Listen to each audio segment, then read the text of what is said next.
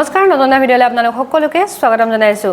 দুৰ্ঘটনা এটা কোনো কৈ বা এটো সময়তে হ'ব, এটো সময়তে এনেকুৱা আছিল, এনেকুৱা প্ল্যান কৰি হোৱাবিলাকক দুৰ্ঘটনা বুলি নকয়। যেটো এক্সিডেন্ট মানে এটা আকস্মিক দুৰ্ঘটনাটো পটককে হৈ যায়, কোনেও গম নাপায়। গতিকে যেটো ঘটনাই বৰ্তমান এটা চৰ্চা লাভ কৰি আছে, মই ক'বলৈ বিচৰা সেই দুৰ্ঘটনাটো হৈছে যে কাজিৰঙাৰ যেটো এক্সিডেন্ট। সেই এক্সিডেন্টৰ লৈ বৰ্তমান সময়ত অসমত প্ৰচুৰ চৰ্চা চলি আছে যে ছোৱালীজনীয়ে সেই ড্ৰাইভাৰজনক তেনেকৈ ক'ব নালাগিছিলে। হয়, আমিও কম যে ছোৱালীজনীক যেহেতু ঘৰৰ মানুহে কৈছিলে তুমি এৰি দিয়া বুলি, হয়তো তাই স্পৰ্টিংটো পাই এৰি ড্ৰাইভাৰজনৰ হাতত ধৰি থাকিব পাৰিলেহেঁতেন, হাতত ধৰিও ৰখাব পাৰিলেহেঁতেন। আৰু এই ক্ষেত্ৰত ৰূপম দত্তই যিটো ইনিচিয়েটিভ গ্ৰহণ কৰিছে সেইটোকো মই বেয়া বুলি ক'বলৈ নাযাওঁ। কিন্তু এইখিনিতে কিছুমান ক্ষেত্ৰত কথা আহে যে কোনেও মানে ধৰক গাড়ী এখনক খুন্দিয়াওঁ বুলি নুখুন্দিয়াই বা কোনোৱে এনেকুৱা এক্সিডেণ্ট এটা কৰি এনেকুৱা জেমেলাৰ মাজত সোমাই যাম বুলিও নোসোমায়। কিন্তু এটা ক্ষেত্ৰত যেতিয়া মানুহে মাত মাতে, মই ভাবোঁ সকলো ক্ষেত্ৰতে মাত মাতিব লাগে। যিহেতু ৰূপম দত্তই যিহেতু মাত মাতিছে, এই ছোৱালীগৰাকীয়ে তেওঁক মানে বুকুত ধৰা কাৰ্যটোৱে যিহেতু ড্ৰাইভাৰসকলক কি কৈছে যে তেওঁলোকৰ আত্মসন্মানত আঘাত সানিছে, যিটো কথা কৈছে, সঁচাকৈ ছোৱালীজনীয়ে সেইটো কাম কৰিব নালাগিছিলে। তেওঁ হাতত ধৰি হ'লেও ৰখাই থ'ব পাৰিলেহেঁতেন। যিহেতু আমি প্ৰায়বিলাক এক্সিডেণ্টতে দেখোঁ, বিশেষকৈ ডাম্পাৰবিলাকৰ কথা ক'বলৈ গৈছোঁ, কাৰণ ডাম্পাৰবিলাকে যেতিয়া এক্সিডেণ্ট এটা কৰে আৰু এক্সিডেণ্ট কৰি ড্ৰাইভাৰজন প্ৰায় পলাই যোৱাই দেখা যায়। কিন্তু সেই ক্ষেত্ৰত কিন্তু ৰূপম দত্তই কিবা মাত মাতিছে বুলি এতিয়ালৈকে কোনো ভিডিঅ'ত আমি দেখা পোৱা নাই। মই এইটো কথা ক'বলৈ গৈছোঁ যে হলা গছ দেখি বাগি কুঠাৰ মাৰিব নালাগে। অসমীয়াত এটা প্ৰবাদ আছে যে কাৰোবাক বলে পাৰিছোঁ সেইকাৰণেহে এনেকুৱা কথা কৈছোঁ, কাৰোবাক বলে পৰা নাই সেইকাৰণে এইটো কথা কোৱা নাই। কাৰণ চাওক, ছোৱালীজনীৰ কথাটো মই ভাল কৰিছে বুলি ক'বলৈ যোৱা নাই, কাৰণ ছোৱালীজনীয়ে যিহেতু ঘৰৰ মানুহবোৰে আকৌ কৈছে তই এৰি দে, এৰি দিব লাগিছিলে, ছোৱালীজনীৰ সেইটো কথাত প্ৰশংসা কৰিবলৈ মই যোৱা নাই। কিন্তু মই ৰূপম দত্তৰ তেওঁৰ কাৰ্যৰ এইটো ক্ষেত্ৰত যিটো ইনিচিয়েটিভ ল'লে সেইটোতো মই বেয়া পোৱা নাই। কিন্তু মই এটা কথা ক'ব গৈ আছোঁ যে যিহেতু এটা দুৰ্ঘটনা হৈছিলে, আপোনালোকে সকলোৱে জানে, এইটো বছৰৰ প্ৰথমতে, য'ত দেৰগাঁও ওচৰত এখন গাড়ীত কিমানজন লোক মৃত্যুৰ মুখত পৰিছিলে, বিশেষকৈ ড্ৰাইভাৰজনৰ কাৰণে। আৰু বিশেষকৈ সিটো ছাইডৰ পৰাও এখন ট্ৰাকে আহি দুইজন ড্ৰাইভাৰৰ গাফিলতিৰ কাৰণে কমেও 18জনতকৈ বেছি মানুহৰ মৃত্যু হৈছিলে। কিন্তু সেইটো সময়ত বিশেষকৈ আমি দেখা নাপালোঁ যে ৰূপম দত্তই কিবা এটা ষ্টেটমেণ্ট দিলে। কাৰণ চাওক, সেইসকলো ড্ৰাইভাৰ আৰু ড্ৰাইভাৰসকলৰ গাফিলতিৰ কাৰণে ইমানখিনি মানুহৰ যেতিয়া মৃত্যু হ'ল, তেখেতে কিয় ষ্টেটমেণ্ট নিদিলে? যি কি নহওক, এজন এডভকেটে বিশেষকৈ কাজিৰঙা কেছটোৰ ওপৰত বিশেষভাৱে তেওঁৰ মতামত কিছুমান আগবঢ়াইছে, যিটো অলপ হ'লেও আমি জানি থোৱাটো ভাল। গতিকে আপোনালোকলৈ এই ভিডিঅ'টো লৈ আহিছোঁ, গতিকে ভিডিঅ'টো স্কিপ নকৰাকৈ শেষলৈকে চাই থাকিব। নিশ্চয় তাৰ পৰা কিবা নহয় কিবা এটা আপোনালোকে গম পাব। যদি ছোৱালীজনী আহি সমজুৱাভাৱে সেই ড্ৰাইভাৰজনৰ ওচৰত ক্ষমা নিবিচাৰে, তেনেহ'লে আমি অনিৰ্দিষ্ট কাললৈকে যাতায়াত ব্যৱস্থা লগত জড়িত হৈ নাথাকিম। আৰু ৰূপম দত্তই এই যে বাৰ্গেনিং কৰি লক্ষ্য চকুত পৰিছে মোৰ, ইয়াৰ কথাটো হ'ল কি, এইটো এটা যান বাহন সংক্ৰান্তীয় এটা ঘটনা। কিন্তু এইটো কথা ঠিক যে এটা ঘটনা ক'ৰবাত হৈছে, গাড়ীয়ে হিট কৰিছে, প্ৰাইভেট গাড়ীত হিট কৰিছে, তেনেকৈ হিট হৈছে। আৰু তাৰ কাৰণে কোনোবা এজন ড্ৰাইভাৰৰ কিবা এটা ভুল বা শুদ্ধ, মই ক'ব নাযাওঁ, তাৰ কাৰণে একপক্ষীয়ভাৱে গোটেই ড্ৰাইভাৰ সমাজটো উঠি অহা কোনো যুক্তি নাই। তেওঁলোকে কোৱা উচিত যে ঘটনা নিৰপেক্ষ তদন্ত হওক আৰু আৰক্ষীয়ে নিৰপেক্ষ তদন্ত কৰক। ইয়াৰ অৰ্থটো এইটো নহয় একপক্ষীয় সিদ্ধান্ত লৈ তুমি ছোৱালীজনীয়ে কাপোৰত ধৰিলে, বুকুত ধৰা শব্দটো তেওঁলোকেহে কৈ আছে। ছোৱালীজনী আজি হঠাতে এটা ঘটনা এটা ঘটিল, ঘটনাটো ঘটাৰ লগে লগে গাড়ীৰ পৰা মানুহখিনি ওলাই আহিল, ড্ৰাইভাৰকটো কোনো মাৰপিট কৰা নাই।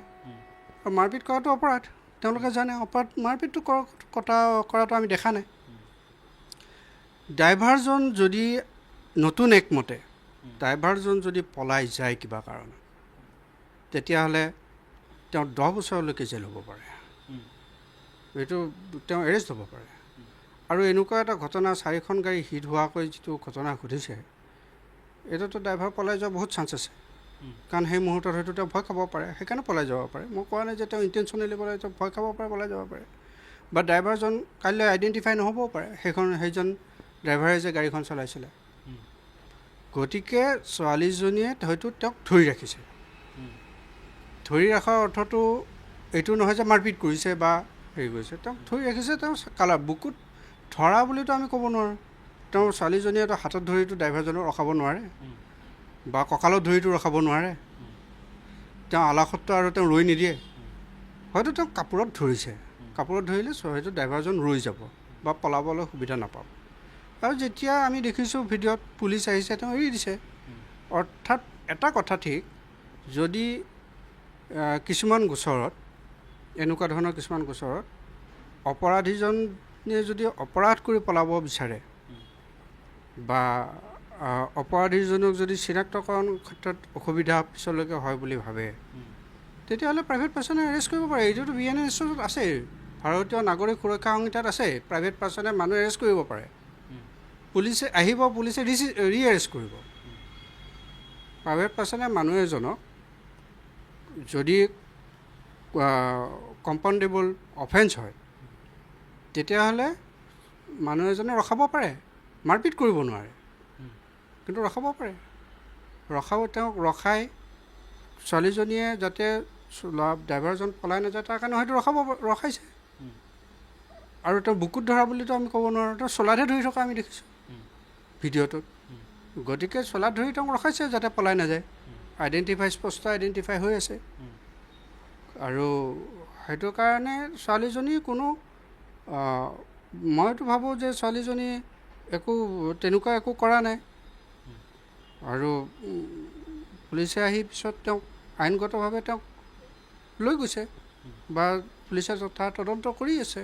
তদন্ত কৰাৰ পিছত যি পাব সেইটো দেখা যাব, ভুল কাৰ কি হয়, ৰেছ নেগলিজেঞ্চ আছেনে নাই গাড়ীখনত, সেইটো পুলিচে তদন্ত কৰি গম পাব। যে কিমান স্পীডত মাৰিলে কিমানখিনি ডেমেজ হয়, সেইটো পুলিচে বা MVI ৰিপৰ্টে ক'ব যে ইমানখিনি স্পীডত আহিলে গাড়ী এখন ইমানখিনি ডেমেজ হ'ব পাৰে। সেইটো MVI ৰিপৰ্টে ক'ব। পুলিচৰ যেতিয়া কেছ হ'ব MVI ৰিপৰ্ট আহিব। আৰু ছোৱালীজনী সেই সময়ত এটা ছাডেন এইটো হ'ব পাৰে যে ছাডেনলি তেওঁ ঘৰৰ গাড়ী এখন যেতিয়া ডেমেজ হয়, আগতেতো মানুহবিলাকে কিমান মাৰপিট কৰে, আজিকালিতো সেইবিলাক কমিছে, ভাল কথা। আৰু আইনতো এটা মাৰপিট কৰি যদি মব কিলিঙৰ দৰে ঘটনা হয়, তেতিয়াতো এতিয়া 20 বছৰ পানিছমেণ্ট। সেইবোৰতো কৰিব নালাগে। সেইটো আমিও কওঁ যে কোনো ড্ৰাইভাৰক কেতিয়াও মাৰিব নালাগে, কিন্তু তুমি ৰখাই থৈ দিব পাৰা। কাৰণ তুমি ৰখাই থৈ দিব পাৰা যে পুলিচ আহিব, পুলিচে আহি লৈ যাব। মাৰপিট কৰিবতো আইনত বাধা আছে। আৰু ছোৱালীজনীয়ে মাৰপিট কৰা বা বাকী কেইখন গাড়ীৰ কোনোবা মানুহে মাৰপিট কৰাটো আমাৰ চকুত পৰা নাই। বা সেই মানুহজনেও, ড্ৰাইভাৰজনেও কোনো ষ্টেটমেণ্টত কোৱা নাই, আমাৰতো চকুত পৰা নাই। আজি 4 দিন হ'ল পৰা নাই। গতিকে এতিয়া আজি তেওঁ এটা ষ্টেটমেণ্ট দিছে, সেইটো 4 দিন পিছত।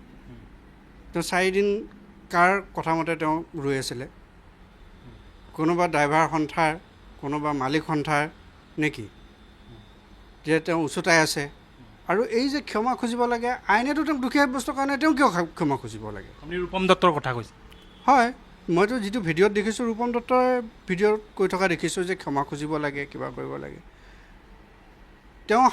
তেওঁ যে ভুল হৈছে, কোনোবা কোৰ্টে ডিক্লেয়াৰ কৰিছে নেকি ভুল হৈছে বুলি? কোনো কোৰ্টেতো ডিক্লেয়াৰ কৰা নাই যে ছোৱালীজনী ভুল হৈছে। কোৰ্টে ডিক্লেয়াৰ কৰক যে তেওঁ ভুল হৈছে। তেওঁতো কোৰ্ট মেজিষ্ট্ৰেট নহয় যে তেওঁ ভুল হ'ল বুলি তেওঁ চিধাই কৈ দিলে। ভুল কাৰ? মই ড্ৰাইভাৰজনক ভুল হোৱা বুলি এতিয়ালৈকে ক'ব পৰা নাই।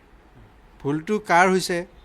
নে আগৰ গাড়ীখনে হঠাৎ ব্ৰেক মাৰি দিছে, এইখন গাড়ী ৰখাব নোৱাৰি হেৰি কৰিছে, সেইটোও হ'ব পাৰে।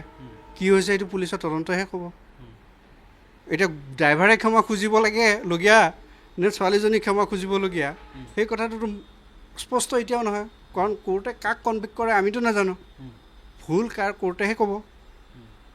এতিয়া তাৰ আগতে যে তুমি গৈ ক্ষমা খুজিব লাগে বুলি ক'লা, সেই কথাটো তুমি কি মেজিষ্ট্ৰেট নে জাজ নে কি? তুমিতো বিচাৰ কৰাৰ অধিকাৰ তোমাৰ হাতত নাই। আৰু এই যে এজনী ছাত্ৰীক, কম বয়সীয়া এজনী পঢ়ি থকা ছোৱালীক তুমি যে সামাজিক মাধ্যমত যে তুমি ক্ষমা খুজিবলৈ ক'লা, তেওঁ খুজিলেও, খোজাৰ পিছতো যে তুমি অসন্তুষ্ট, কাৰণ এইটোতো ছ'চিয়েল মিডিয়াৰ কেছ নহয় যে তুমি সামাজিক মাধ্যমতো খুজিবা, তেওঁৰ ওচৰত গৈও খুজিবা। যোন ভিক্টিম তেওঁহে আপোনাৰ হেৰি কৰিব, FIR দিব। ইনফৰ্মেণ্ট তেওঁহে হ'ব। এতিয়া ভিক্টিম কোন? ভিক্টিমটো ৰূপম দত্ত নহয়। ভিক্টিম ছোৱালী যোন গাড়ীখনত আছে, গাড়ীখনত যোনজন আছে তেওঁলোক ভিক্টিম। গতিকে এতিয়া ভিক্টিমে ক্ষমা খুজিব নেকি? ভিক্টিমটো তাত ইনফৰ্মেণ্ট হৈ আছে, এফআইআৰ দিলেতো তাৰ ইনফৰ্মেণ্ট, আৰু একিউজ হৈ আছে ড্ৰাইভাৰজন। এতিয়া ইনফৰ্মেণ্টে ক্ষমা খুজিবলৈ অৰ্থাৎ দুখীয়া সাব্যস্ত কৰিবৰ কাৰণে ৰূপম দত্ত কোন? আইনগতটো সেইটো সাংঘাতিক বেয়া আইনী কাম। কি হ'ব পাৰে এইটো বেয়া আইনী কাম। সেইটোতো ক'লে বুলিয়েতো এখন এফআইআৰ ৰেজিষ্টাৰ হৈ নাযায়। আৰু ৰূপম দত্তই এই যে বাৰ্গেনিং কৰি আছে যে তুমি ক্ষমা খোজা নহ'লে আমি অসম্বন্ধ দিম, পুলিচক কি প্ৰেছাৰ দিব বিচাৰিছে নেকি যে তুমি একপক্ষীয়ভাৱে আমাৰ এফআইআৰখন ৰেজিষ্টাৰ কৰা নহ'লে আমি অসম্বন্ধ দিম? পুলিচৰ তদন্তত তুমি প্ৰেছাৰ দি কাম কৰাব বিচাৰিছা নেকি? পুলিচটো নিউট্ৰেল, পুলিচেতো দুই পক্ষৰ এফআইআৰ ল'ব। আজি প্ৰথম হিট কৰিছে যিখন গাড়ীয়ে, সেইখন গাড়ীক প্ৰথম ছোৱালীজনীয়ে এফআইআৰ দিব, মেইন এফআইআৰ। এওঁলোকে যদি দিব বিচাৰে, আজিলৈকেতো দিয়াও নাই। মইতো তেওঁলোকেতো কৈহে আছে এফআইআৰ দিম বুলি। এফআইআৰ আজি 4 দিন হ'ল এফআইআৰ দিয়া নাই।